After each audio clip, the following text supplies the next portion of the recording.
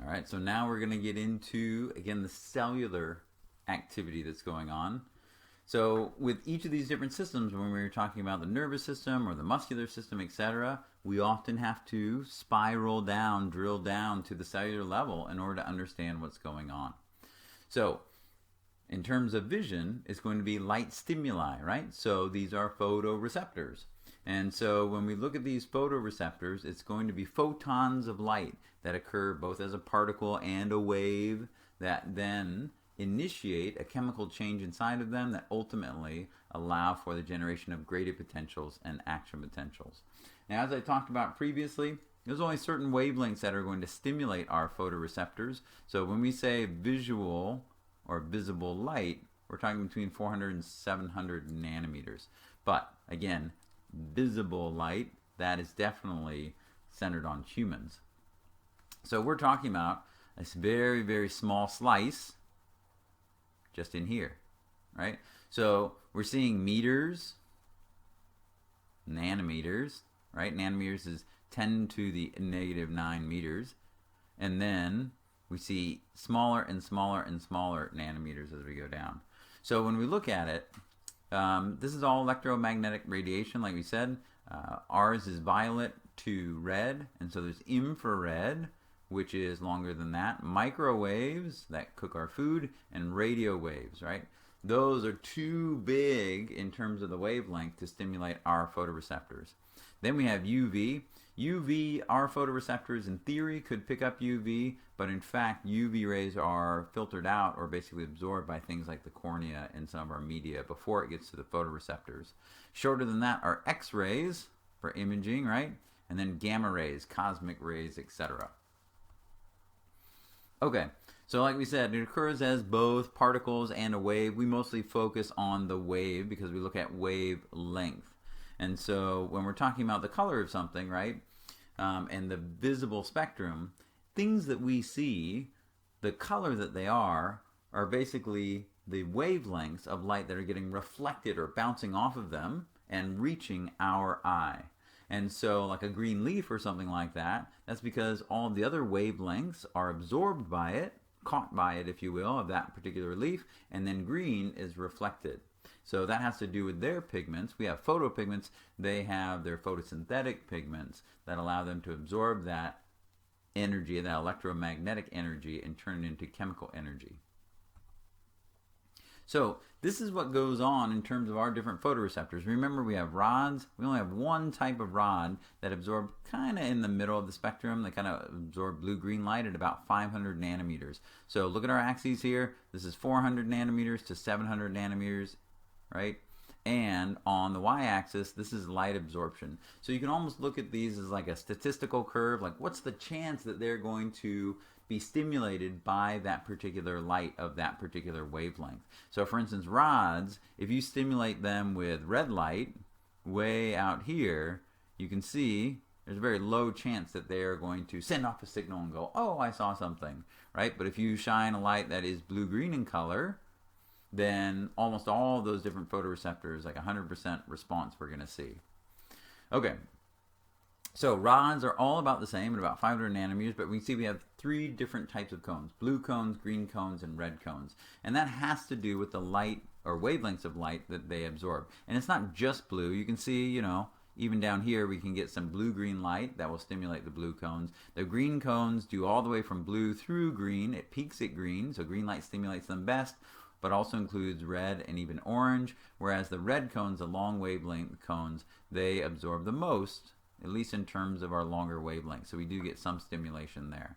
So three different photoreceptor types, which allow us to discriminate thousands of colors, not just blue and green and red. It's the combined stimulus of those that allow us to perceive colors. And so it's a bit like, you know, our nervous system is getting the information from all three of those. And it's a bit like if there's an accident or something like that, right? If there's an auto accident and the police show up on the scene, they get witnesses. And they don't ask one individual because they only got it from their perspective, right? They ask as many as possible, and that gives them a better approximation of what truly happened.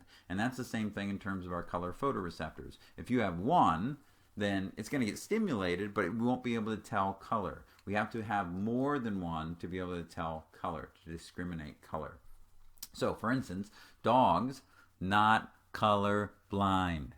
They have 2 different photoreceptors, which means they can see color, but they can't see color as well as we can see color with 3.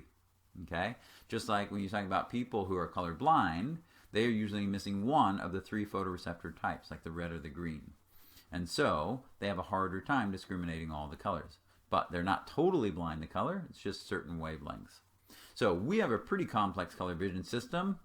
Remember I mentioned mantis shrimp before? Let me show you the mantis shrimp color vision system. It looks like that.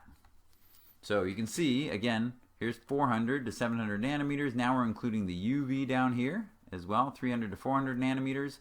So our blue, green, and red cone cover that spectrum pretty well. So between 400 and 700 nanometers, a mantis shrimp has upside of 10 different color photoreceptors. And you see down here, they have an additional 4 that are in the UV. So they have more photoreceptors covering just the UV than we have over the entire visible spectrum. Not so special now, are you? So that allows mantis shrimp to do amazing things, right? So they can do things like be able to discriminate. They're very pugnacious. They like to fight, and so they have a lot of colored body spots that allow them to communicate things. That was some of the research that I was going through, and so they can communicate sex and how aggressive they are and what part of the reproductive cycle they're in, species, and things like that. So not only can they use it for communicating with each other, but they can also use it to better see their environment and to attack their prey items and things like that. So for instance, here is a colored prey item. And so you see the mantis shrimp coming over the left. They're also known because they have these really strong claws. You're going to see it hit the food item, if you will. Bam, like that. And what they do is they use it like a hammer and they basically crack it open like a nut, like snails and things like that. You can see how their eyes move independently. Sometimes they have to clean them off like that. And they kind of go back to their little homes in the coral reef and they process and work on their food items. And then, oh yeah, see? That's what color vision gets you. There's no way that you could solve a Rubik's Cube if you didn't have color vision. And there's no way a stromatopod can do it either. To be sure, that was staged. But they do have the most complex color vision system of any organism. Okay. So other things, we got to get the light to those photoreceptors. So remember, we're going to be bending the light rays as it comes in. It's going to be going through the cornea and bending. It's going to be going through the lens and bending, as well as those fluids. And so that convex shape of the lens helps to bring it together. So bending of light rays, right? Not reflection where it's bouncing off, it's bending. And so we're going to bend them together to get to a focal point. And so when we get a focal point, that is going to be a place where then this particular image or whatever is going to be focused on the retina. And so much like when we were talking about microscopes a long time ago, in fact, as the image comes through, if you follow those light rays as they're coming in, you find that the image that's on the retina ends up being upside down. You see the color pattern there, like the purple square? See how it ends up on the opposite side? So what happens is when that goes through our lens and gets to our retina, it's actually upside down. And so it's the brain that inverts that and makes it right side up. So the brain's doing all kinds of things. There's a difference between stimulation, like we see, and perception, which is going on in the brain.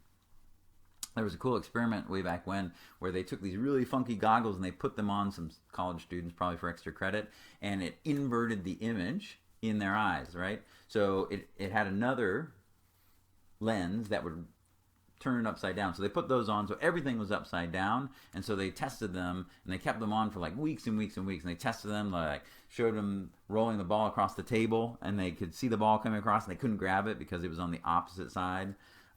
In any case, they kept those lenses on those students for like I said, weeks and weeks, 24 hours a day. And what happened is, through time, the brain adjusted. And even though now this new image was upside down, the brain reversed it again so that by the end of the experiment, they could grab the ball, they could walk properly and not think they were on the ceiling, etc. Interesting, huh?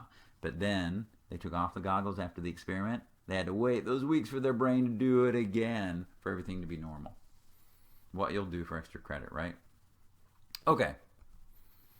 So, like we said, the lens is going to be the final place where we're going to be bending those light rays, trying to bring them together as a nice clear point on the retina. And so those ciliary muscles and the suspensory ligaments can change the shape of the lens to help to do that. So we can focus far and we can focus up close. And generally, if our focusing is working well, we have what's called emmetropia, meaning that, like you see those eye charts like you saw in lab, etc., you can read down to that specific line at a distance of 20 feet. And so when we see that 20/20 number, that has to do with your vision compared to somebody who is emmetropic, who also has normal vision. So if you can read that same line that a normal person can read, you have 20/20 vision. Yours, you can read it at 20 feet, and so can they. But that's for each eye, right? So this one can be 20/20, this one can be 2200. Right? So when somebody says, hey, I got 20/20 vision, in theory, you should be asking them, oh yeah, in which eye? Okay? So that's emmetropia. So that's what is going on inside the eye. So we are taking that image, we're projecting it clearly onto the retina, it's reversed, and then the brain is going to switch it around. And if you have something closer, then what you see is parasympathetic impact is going to contract the ciliary muscle. That loosens that and allows the lens to bulge. When it gets bigger, the refractive power goes up and it brings those light rays together faster. Now, we talked about emmetropia being normal vision. There's also myopia. That's nearsightedness. So in this case, right? So myopic, you can see things up close, but you can't see things far away. And so that's what most people have when they're younger, right? So, as like when I was in the college years, I had to get glasses so I could see far away, but I could read just fine. But then there's also hyperopia. So hyperopia is where you need reading glasses, and that happens later on. And so the lenses that you put in front of the eye is going to assist your own. So for instance, in a myopic eye, what's happening is, see the focal point? It's not right on the lens or on the retina as it should be. So it's in front of it, like the eyeball is too long or the lens is too strong. So what we need to do is we have a concave one that dents in, a concave lens that we put in, and that's going to spread out those light rays a bit, and it's going to bring that focal distance back to where it should be. If you're a hyperopic eye, then that lens is not strong enough, and so we need to add another convex lens in there. So we have a convex lens that's shaped like yours, you're adding strength to it, and you're bringing it together faster. Okay, so let's take a look at this whole process now as we get the light to the photoreceptors about how they do their job.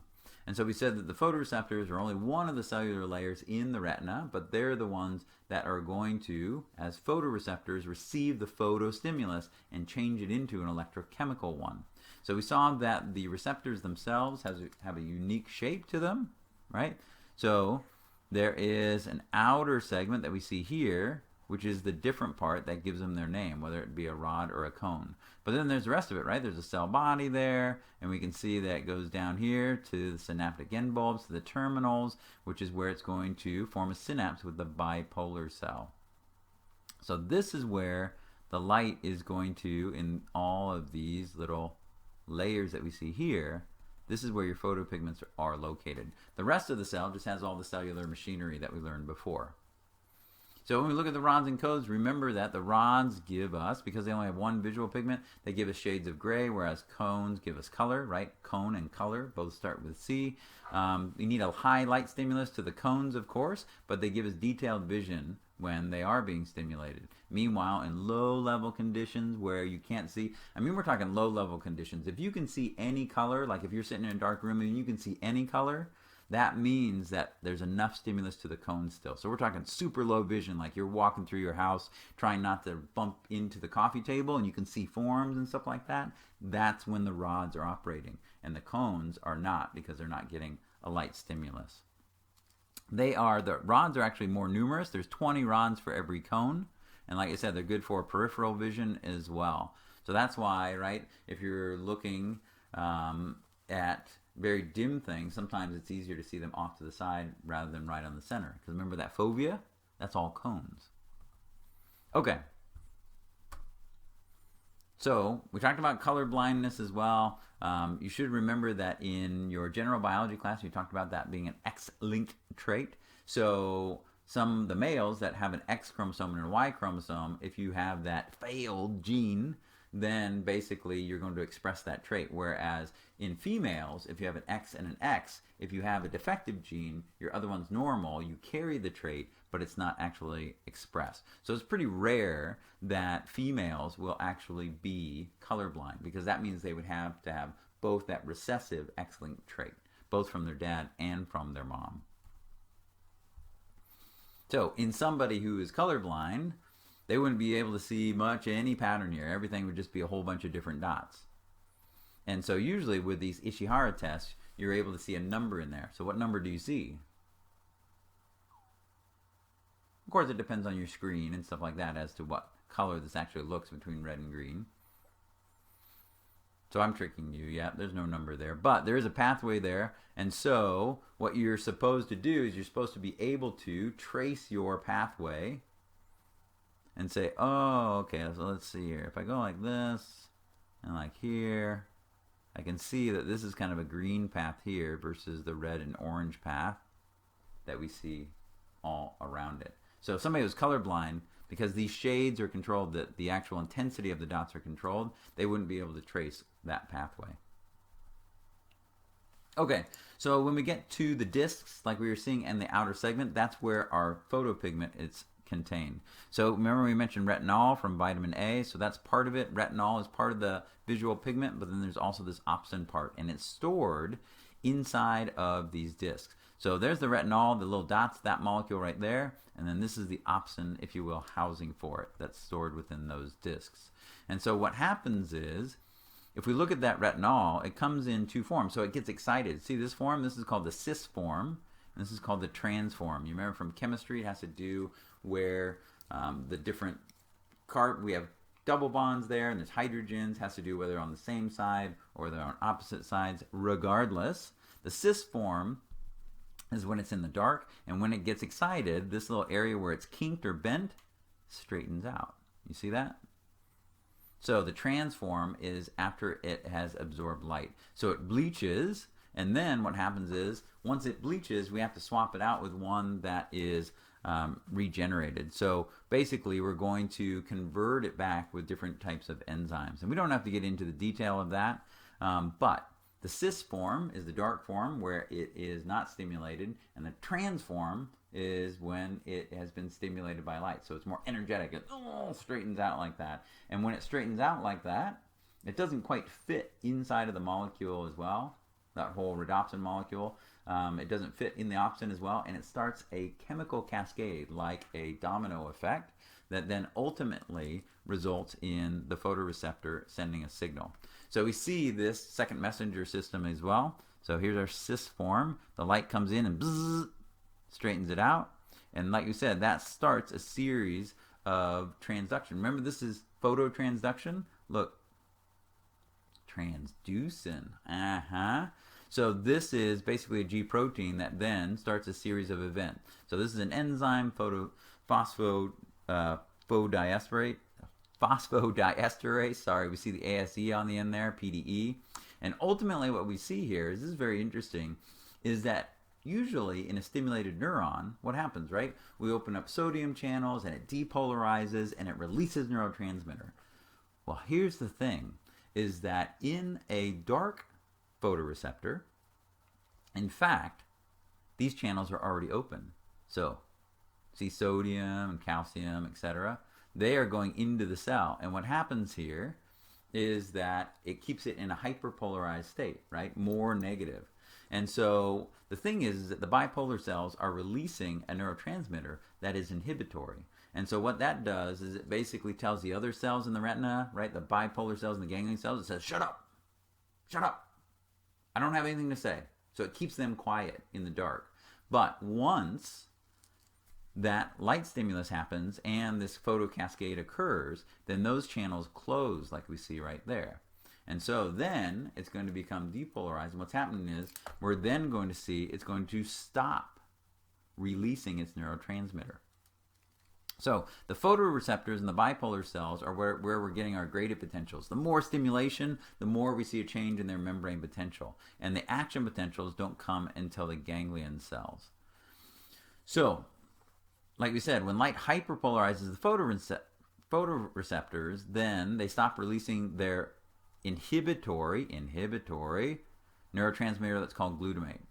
So once that happens, once they stop inhibiting the bipolar cells, and the bipolar cells like wake up and they're like, hey, I got something to say now. I don't got a clamp over my mouth anymore. And so they start stimulating the ganglion cells, and now the ganglion cells will generate an action potential and route it into the brain.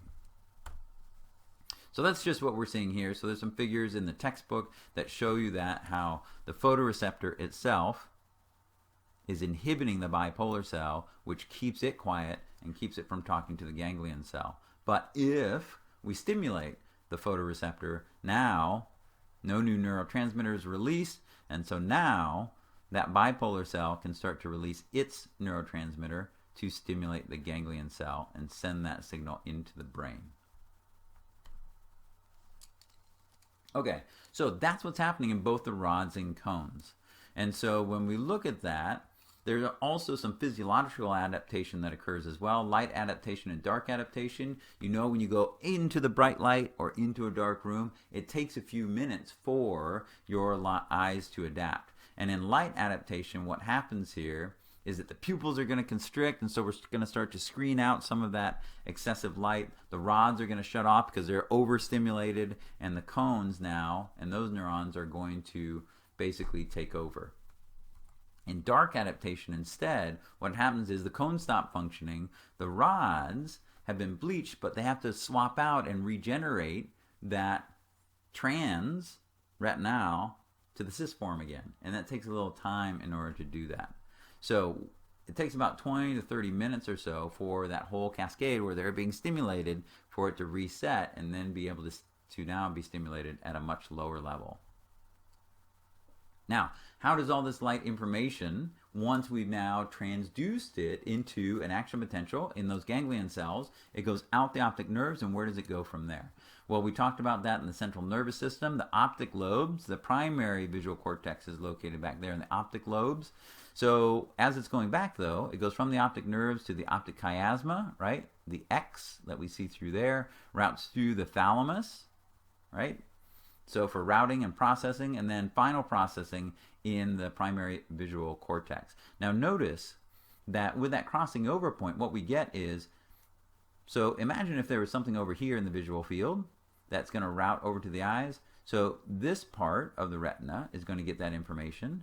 So is this part of the retina. We want to keep that information together so that both eyes, input from both eyes, being processed together for depth perception and things like that. So it ends up going from the right side of the retina over to the right optic area. So there is some crossing over we can see, right, where that information, but it's coming from one eye to join the other eye, and then vice versa going the other way. So like we said, when we have both eyes on something, it gives us depth perception. If you're trying to, if you use one eye to give you depth perception, it doesn't work very well. Two eyes, you have subtly different angles to that particular object, and then you can get an idea about how far away it is from you. But it takes two eyes to be able to do that. With one eye, you're just relying on the fact that generally as things get further away, they get smaller. And if it's getting bigger like a car, then it's closer to me. But with two eyes, you get more of that depth perception. Now that's pretty good, right? So we have binocular vision using our two eyes. Oh boy. Mantis shrimp. So mantis shrimp have trinocular vision in each eye. So if you look at their eyes, you see how there's like 3 pseudopupils down here? 1, 2, 3. And you can see how there's this midband. The midband is where they keep all those fantastic color photoreceptors. But the 3 parts of their eye all angle in and focus on one particular area. And so when they're hunting and things like that, these eyes move independently like a chameleon. They can use one eye and have very, very accurate depth perception because they have 3 different parts of their eye that are visualizing that particular object. And so that's the way that they can reach out very well and tag it, etc. Sorry, I had to get that little extra part in there about mantis shrimp. All right, so that's how the eyes work. They're pretty complicated. They're a big organ, bigger in some people than in others. But that's the first of our special senses. We'll get to the chemoreceptors next, right? Taste and smell, those are pretty easy. And then our final special sense organ is the ear, where we have both the sense of hearing and equilibrium. But we don't want to go crazy with that too much at a time, so we're going to stop here for now.